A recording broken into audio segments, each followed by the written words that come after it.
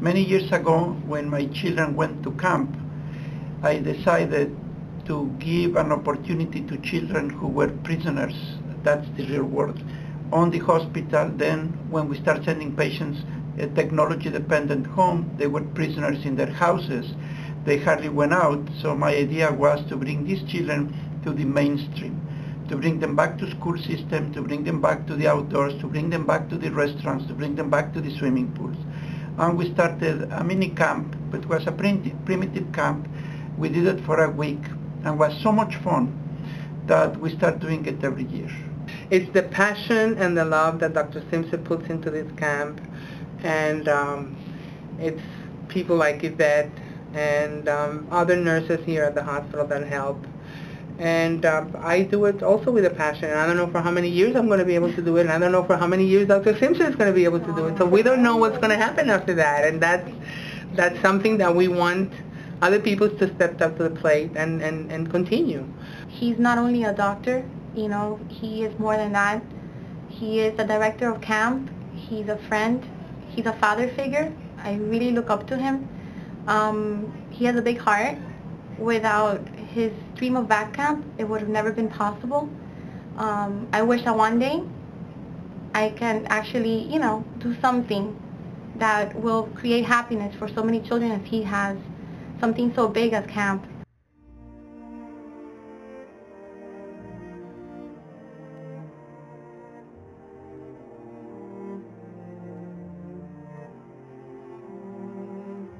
A friend told me about VACC camp, and I was reluctant. I was scared. I'm like, you know, what's gonna happen? Sometimes my husband and I, well, we should go and see how it is, and sometimes we're like, no, we shouldn't go. What if something happens to him? We're very afraid that something would happen to him. I have children like Mrs. Fauerbach family came, not knowing where they are coming to. The sister, who is a teenager, didn't want him to do anything. She was more scared than the parents, and was more difficult for me to deal with the teenager, who is perfectly fine, to let the kid do what he is supposed to do than the kid. The kid was happy. When he was, Mommy didn't tell you, but you should have seen him laughing when he was playing football, because people say, how, these kids cannot play football? They can do almost everything. And we have one of the schools brings the football team, and they have so much fun. The sister was scared because she was next to me and she wanted to stop the game, but he was happy, smiling, and that is the best part. In 2006, my son Tyler, he was 13 then, he had cerebral palsy. He ended up needing to have a tracheostomy, and he needed to be on a ventilator, and he needed oxygen. And that was like the worst time in my life. My husband and I thought that everything was going to be over for us, that Tyler was going to have to be like, and the way I picture it, he was going to have to be in his bedroom all the time with all this equipment. And it was very sad, because we're a family that we like to go out a lot. We do things a lot with him and with his sister, and we're always on the go. So when they explained this to me, that he would need to have this, I thought that that's it. I will never go on vacation again. I'm never going to leave my house again. We're always going to be stuck to this room. And, you know, his quality of life, that he's always had so much fun, and we've done so many things, it's over. And, you know, we're new parents. We didn't understand any of this. And we went to VACC camp, and the first day I was apprehensive. I didn't know what to expect. I really didn't know these people very well. And I was kind of guarded with my son. I kind of like stood to the side, and we were very guarded. We didn't know how to interact with them or anything. And I think I'm a little bit more open than my husband and my daughter of trying things with him. One of the days we went to the beach with Dr. Simpser and the camp. It was amazing. It was the most amazing thing I've ever seen, because it's telling me this is okay. You know, even though he has all these problems, and you need to carry all this equipment, and he could go to the beach and he could do things that he used to do. You know, even Dr. Simpser wanted to put him in the water. I wasn't too sure about that. I was okay, I had to take baby steps. But it was a sense of like, we can be a family again. We can do these fun things all over again. It doesn't have to be that he has to be stuck to his room. Prior to attending camp, we hadn't left the house at all. We just would not leave the house.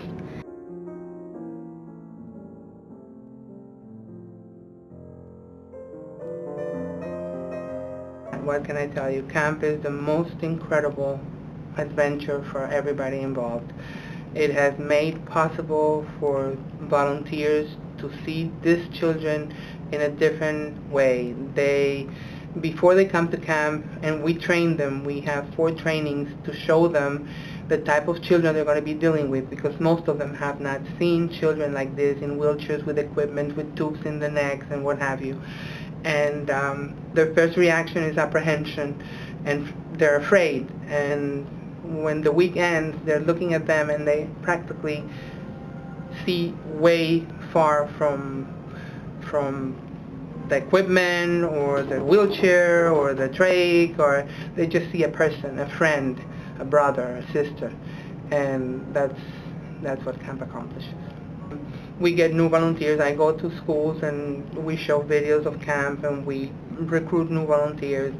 And again, we used to have 30, 40, 50 volunteers. Now we have either 100 or 110. So it's a large amount of volunteers, and they keep on coming back, and many of them choose medical careers. Many of them decide to be nurses or respiratory therapists or even doctors because of what camp gives them during that week. I started VACC camp as a young nurse. I wasn't a nurse practitioner yet. It was difficult. It was a challenge. It was something new. Year by year, I've been getting more involved in camp, and right now, it's something very special, and it holds a very dear place in my life, in my heart and in my life. I admire the children. They're courageous, they're strong, they're friendly, they're happy, and they give me a sense of life, of what life is all about. It's not about what you own. It's not about, as Dr. Simpser said, money. It's about happiness. It's about being happy in your own skin, and that's what VACC camp means to me, being happy with what you have and with how you can help other people, and the connections that these parents make with the medical staff, with Dr. Simpser and Bella, and with the volunteers. I mean, it's magical. We run a camp with all volunteer people. We don't pay anybody. The majority of the volunteers are teenagers from 14 to older. Sometimes they stay with me in the early 20s or late 20s. And this is what makes the difference. One kid wanted to go underwater, and we never had that done before. So we figured out how to put a plug, how to make him down, and we did it. The other one wanted to jump from the diving board. So we have to figure out how to do it, because I can plug the trachea, but then they open the mouth and they can aspirate water. So we have to develop a special mask. So I have a respiratory therapist, Noelia, who used to help me. So we used to sit down, and in 10-15 minutes we developed something. We have another kid who wanted to go to swim in the sea, and we developed a snorkel. So, all of these things get developed in the moment. One thing that we love to do and we hadn't done in 2 years is go to church. And we just didn't have the confidence. And I think that's the word I was looking for. The camp gave me that confidence that we can do this. I feel like I'm back to the way that I used to be. I'm back doing the normal things we do. I'm back doing my schoolwork. Everything is normal like it used to be before. With a lot more baggage now, because we got to carry a lot of stuff with us. But it's exactly the same as we used to be before. What I think camp has been is the spin-off for other camps to start. People who have participated in camp from other states, they have weekends and stuff like that. And works very well for them. But essentially, in the long run, it's going to be a system of training people to go to the real world. We have patients who came from chronic facilities from New Jersey. These patients are still prisoners in that facility. We use a facility called the Baby House from the UCP, United Cerebral Palsy, who sends all the children to camp, and they spend the whole week with us.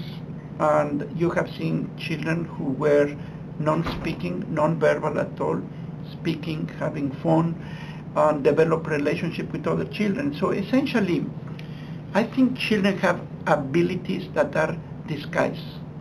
And one of those kids who was in the United Cerebral Palsy was labeled as severely retarded. When she came at camp, we had one program that we have hand painting, finger painting.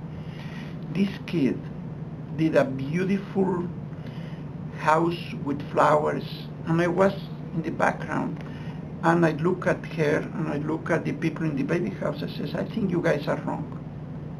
And we start paying attention through that week. In that week, I make the decision that she's not retarded, that she has been mislabeled, that she been pulled to the side and is missing all of these things. A few years ago, we have the 20th anniversary of VACC camp. She came in. I could not recognize her. She was 18 or 19. She looked beautiful, perfectly groomed, speaking perfect English. And she came, gave me a hug, and she says to me, "You don't remember me." She graduated high school. And these are the things I look for. And that's what it is. You know, VACC camp to me, it's a great experience. You know, it's something unforgettable. It's something that it creates a spark in you. And when you really see it and you really get involved, you see the changes that it makes for people.